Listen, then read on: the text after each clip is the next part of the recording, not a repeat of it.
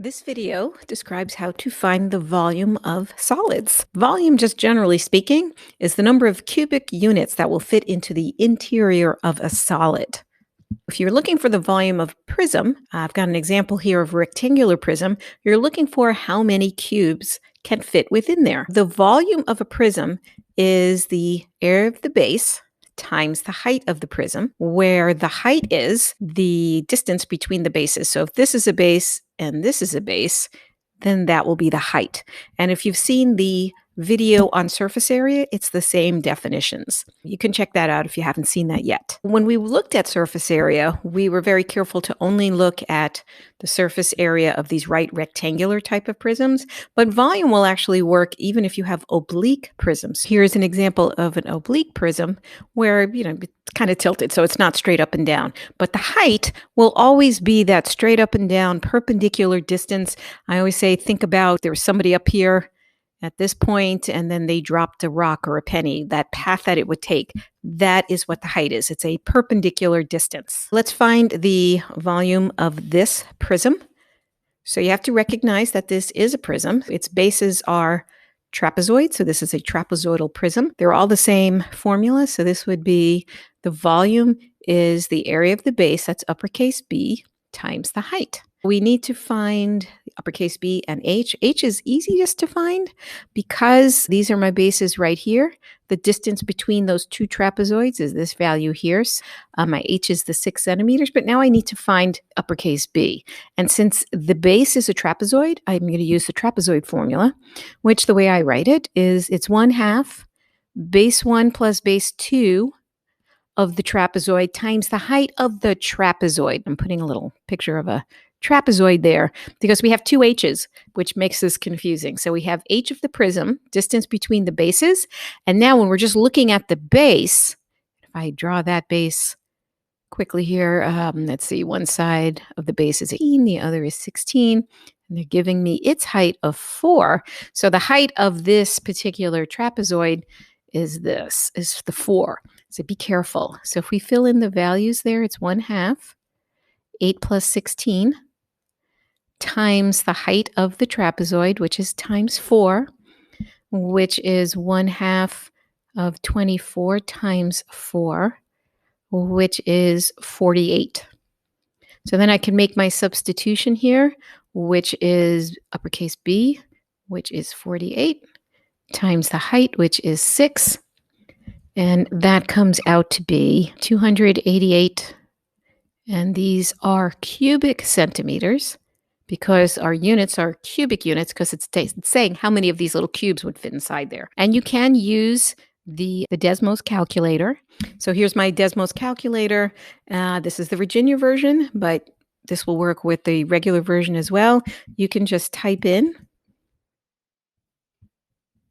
your formula. So you can just press on this little slider where it says all, and then you can type in what you have for your uppercase B. We got 48 for that, and whoops. And we got 6 for our height. And so up here is where we can see the 288. So you can do these with most of the formulas. Looking at volume of cylinders, if you think of them as curvy prisms where the base is a circle, it's actually the same formula as for prisms. So prisms, right, it's uppercase B times H, area of the base. Well, if this is a cylinder, the base is always a circle and its area is pi r squared H. So the volume of any cylinder is just pi r squared H. This will work with any cylinder, even oblique cylinders. So I have an example of an oblique cylinder here. So if you kind of think of the Leaning Tower of Pisa, everything is pushed over a little bit. We write down our formula. It's a cylinder. It's just not a right cylinder. It's still pi r squared H. It's the same formula. Now the R is 7, as we can see from the diagram. Now the H is 10. So be careful. You're not measuring here to here. That's not it. You want this straight up and down, as if you drop something from the top of the Tower of Pisa. That's 10. So this would be pi times r squared, which is 49, times the height of 10. So our exact volume would be 490 pi cubic centimeters, or we can run that through the calculator. I believe that comes out to be approximately 1,539.4 cubic centimeters, and you can just put that through the calculator if you want to verify that. Volume of pyramids and cones. Once you understand how to find volume of prisms and the volume of cylinders, if you think about a pyramid being trapped inside a prism, and if you think of a cone being trapped inside a cylinder, you can sort of maybe see where these next ones come from. So we've got our pyramid hiding within that prism. And so if this was made of stone and I chipped away at all of it, I would actually have to chip away 2/3 of that prism to get to my cylinder. The volume of this guy, it's just 1/3 the volume if the whole prism had been there. So it's 1/3 uppercase B area of the base times the height of the pyramid. And if you have a cone, you can think of it as being trapped inside a cylinder. And again, we'd have to get rid of 2/3 of that cylinder to get to our cone. So it's 1/3 uppercase BH like the other one. It's just we know that B is pi r squared. And if these are oblique, meaning you see them leaning a little bit, it's the same exact formulas. A couple of examples here. Find the volume of this pyramid. So we write down the formula. V equals 1/3 area of the base, uppercase B, times the height of that pyramid. This does not say, but it's sure. Let's go with this is a regular one. So uppercase B will be the area of the base, which is 6 times 6, or 36 square yards. And then the height, that's the straight up and down. It's not a slant height. It's this straight up and down. So that would be 13. And it's 1/3 of that. It's 1/3 of 36 times 13. Put that in the calculator. You will get, I believe, 156. And these are cubic yards.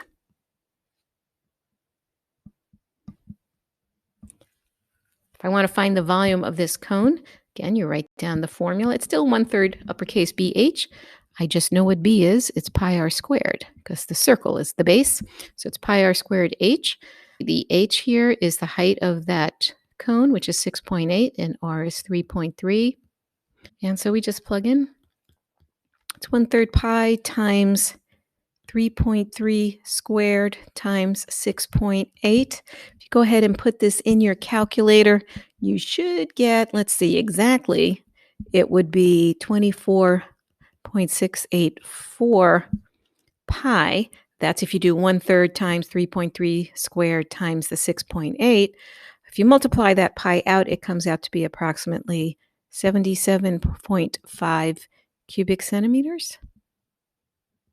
That's kind of it for volume, really. Sometimes they ask you to solve for the height, and sometimes they'll ask other things. So there are some U-tries. If you're one of my students, there are U-tries on the worksheet. Go ahead and pause the video, work on those, and then restart the video. So go ahead, pause now.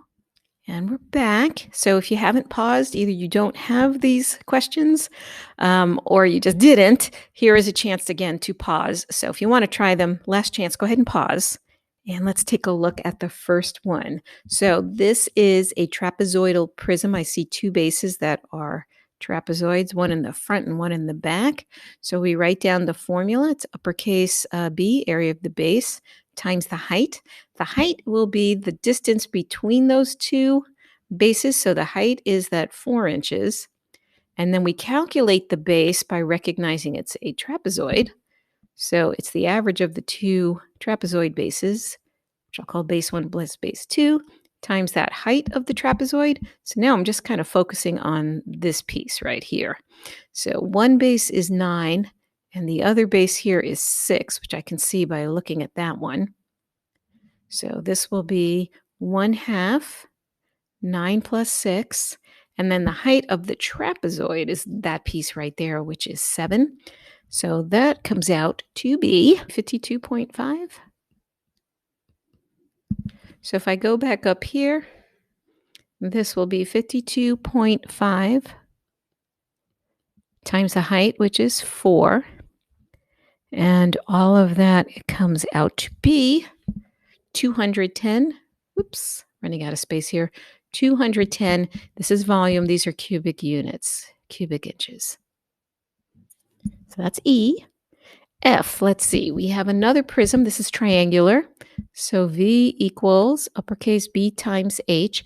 H is the distance between those bases. So here's one triangle, here's the other triangle, here's the distance. So the H of the prism is 2. And then I have to find the area of this base, the triangle. An area of a triangle is 1/2 the base of the triangle times the height of the triangle.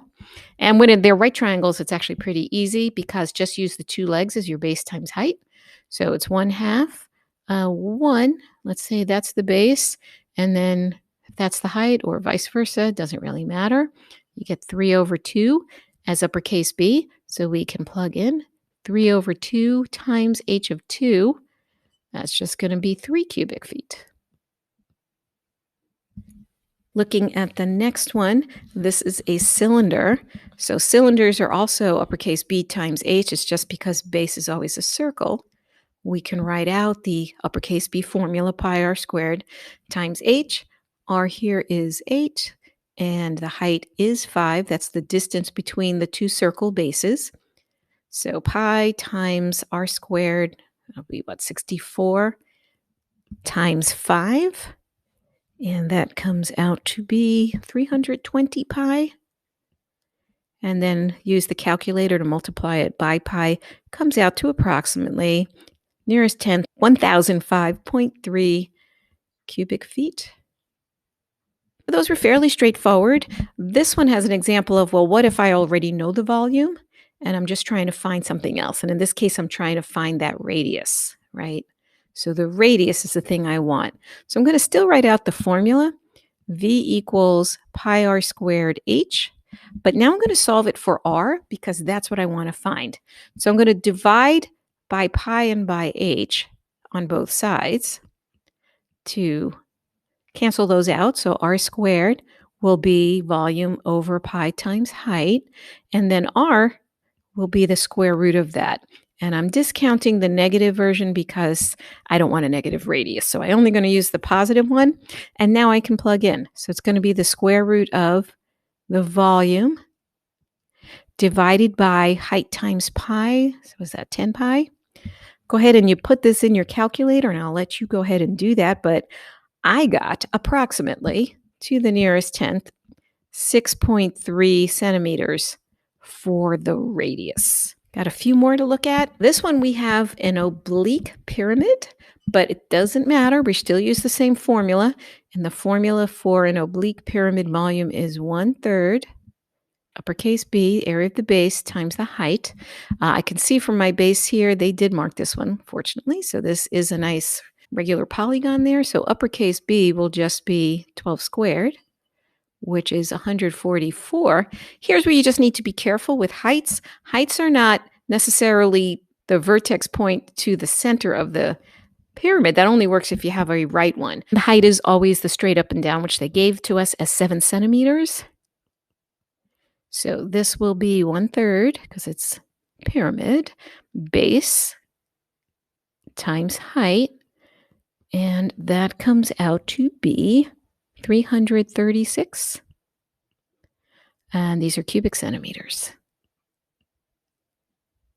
Okay, this one, I actually know my volume, but I'm trying to figure out one side of my base. So this one's a little trickier. I know volume equals 1/3 uppercase B times H. And I'm going to solve this for B because the thing I'm working with is related to B. So I'm going to multiply both sides by 3/H. And I'm doing this because this 3 cancels that one and that H cancels that one. So I'm getting 3 times the volume over H is the same as area of the base. Now this is another regular base here. The base area will just be x squared. So I can make that substitution. If I want to find x, it's going to be that positive root of 3 times v over h. So now I can put my numbers in. That would be 3 times 605 over the height of 15, and you take the root of that. And this is what you would put in the calculator at this point. When you do that, you should get, well, all this comes out to be the square root of 121, which isn't that nice. It's just 11 meters. So that is the side here, this little side length. All right, this one is a cone. So V is 1/3, still uppercase BH, but I know what B is. It's pi r squared. H, I know what R is. R is 6. But what about H? The problem here is that this is not H. This is L, the slant height. But I can actually find H. H would be this thing right here. And if you see there's a right triangle that gets formed inside this cone, you can use the Pythagorean theorem to figure out what H is. And in this case, it's actually a 3, 4, 5 triangle in disguise. So it's not 3, 4, 5, it's times 2, so it's 6, 8, 10. No worries if you didn't see that. You can just use the Pythagorean theorem, take the square root of 10 squared minus 6 squared. You'll still get H being 8. This becomes 1/3 pi. R squared is 6 squared, so that's 36 times 8. And if you want the exact answer, you just multiply the 1/3 times the 36 times the 8. So that comes out to 96 pi. That would be the exact volume. Or multiply that pi and round. So I rounded to the nearest tenth. I got 301.6 cubic feet. And then our final one is a little tricky here. Okay, so it's a cone. V will be 1/3 pi r squared h. I can figure out r, right? So if the whole diameter is 14, that means r is 7. Oops, I forgot my h. What about the h? So this is the h right here. So how am I going to get it? Well, there's a right triangle hidden inside that cone. I know one of the angles is 32 degrees right here. This is 7, right? That's my radius. So I can use trigonometry. So relative to this angle, I know the opposite and I want the adjacent. Opposite and adjacent is tangent. So the tangent of 32 is going to be 7 over h. And if you remember how we worked with the trig and just any algebra, if you have the variable in the denominator, it will work out that these will switch. So h will be the 7 over tangent 32. So I can put this together now. So v equals 1/3 pi times r squared. So r is 7. So you square that to get 49. And then I'm just going to write in the h in its exact form, which is this. And then when I go to my calculator, I'll let it figure out what this is. So I am not doing any intermediate steps of, let's find out what this is and round and do things. I'm only going to put things in the calculator once, and I'm only going to round once. So let me just go and do that one. The thing I need to put in here is 1/3 times pi times 49, and then times 7 over the tangent 32. And before I say, yeah, there's my answer, I'm just going to check. I'm going to click on the wrench. That is the default for the Virginia graphing calculator. If you're using the normal generic Desmos calculator, it defaults to radians. So just get in the habit of checking, but I should be in the right mode. So that means it's approximately 574.8. So this is approximately 574.8, and these are cubic yards. So I hope this was helpful in getting you to practice working with volume of these solids. And as always, thank you for watching.